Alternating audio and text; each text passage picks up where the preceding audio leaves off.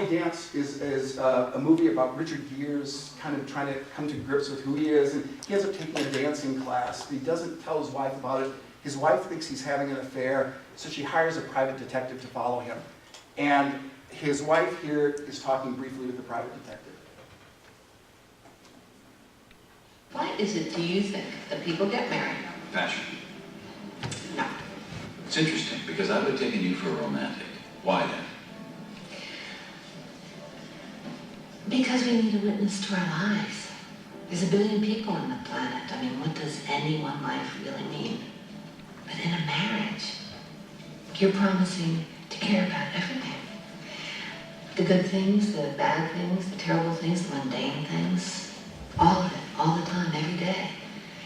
You're saying your life will not go unnoticed because I will notice it. Your life will not go unwitnessed because I will be your witness.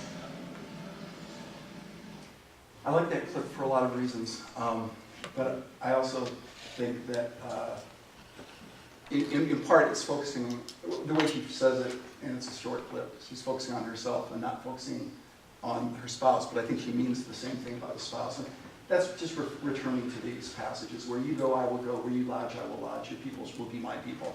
What does it mean? What does it mean, to have that kind of commitment? Or love is patient, love is kind, not envious or boastful or arrogant, bears all things, believes all things, hopes all things, endures all things. Back in August 8th, 1988, I presided at seven weddings. I was in Germany, and people wanted to get married that day because they could remember it then.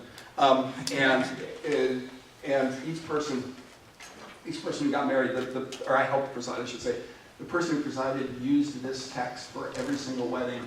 And at every single wedding, he would look at people and he would say, he would just stare at the people and he'd say, can your love endure all things?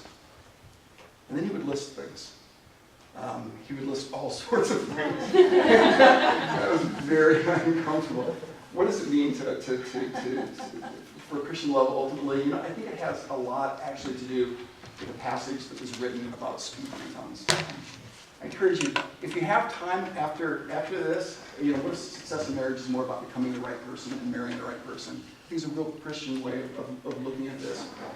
If you have time after this is over, I want to show you something about the JK wedding. Some of you are familiar with this. This is the wedding where all of a sudden it became the norm where they're dancing down the aisle.